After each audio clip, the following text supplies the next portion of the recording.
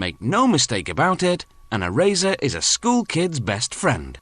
And up until the computer came along, draftsmen and accountants alike relied upon this simple device to make their work presentable. But despite seeming outdated, wherever there's a pencil, its little rubber friend will never be far away.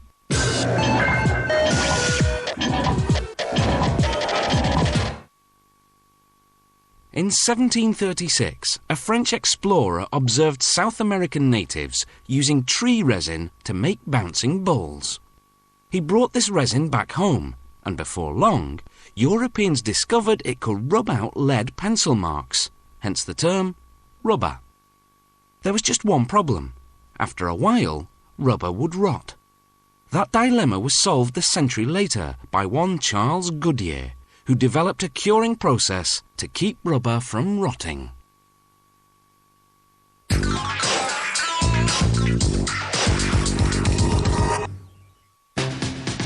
A simple pink eraser takes a fair few ingredients to make it.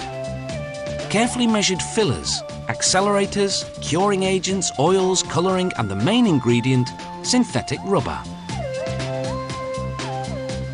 It all starts by a batch of rubber being put into a mill. The rubber passes repeatedly between large heated rollers. Defective erasers from the last production run are recycled too. Sulphur is added as a curing agent, along with accelerators to help the sulphur do its job, plus some red colouring. Everything is blended together for 5 to 10 minutes, until the mixture is the consistency of heavy dough. Next up comes vulcanized vegetable oil that's been treated with sulphur and calcium carbonate.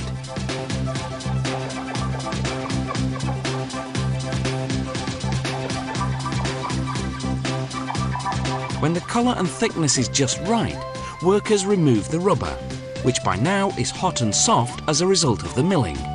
It's left to cool and harden at room temperature for about half a day.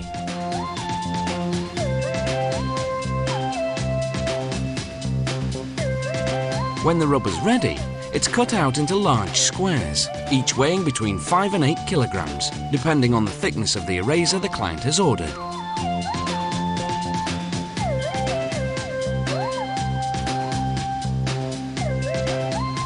The squares go into a steam-heated press to cure for about 20 minutes at 163 degrees Celsius.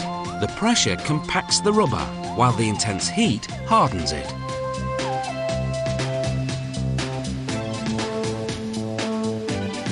Any excess is trimmed off, and then the hot rubber squares are submerged in cold water to stop the curing process. To make rubbers that erase both lead and ink, beveled strips are cut from 2 batches of rubber, one pink and one blue.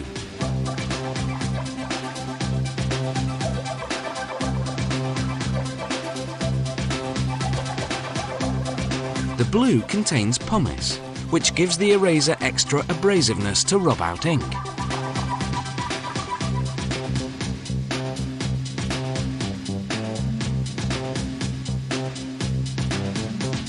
Then it's off to the steam press.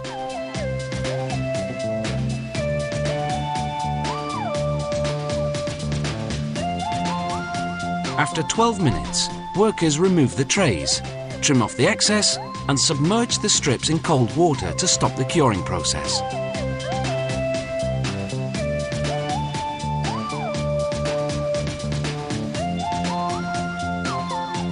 Then an automated machine chops the strips into pieces the size of erasers.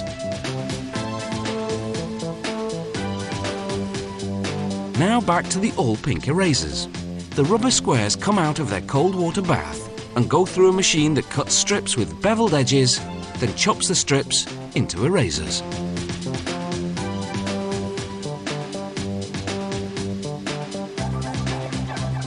From there, the erasers drop into a giant barrel.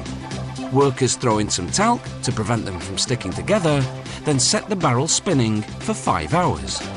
As the erasers tumble against each other, the abrasion rounds off their edges.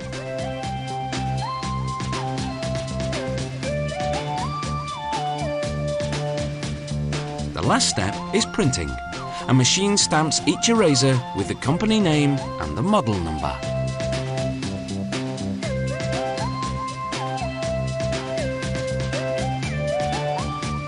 It's not the rubber that gives the eraser the ability to erase, but rather the vulcanized vegetable oil that's in it. That's what makes the eraser crumble when rubbed on paper, taking away the pencil marks with it. Now, if only we can invent one that erases mistakes made in life.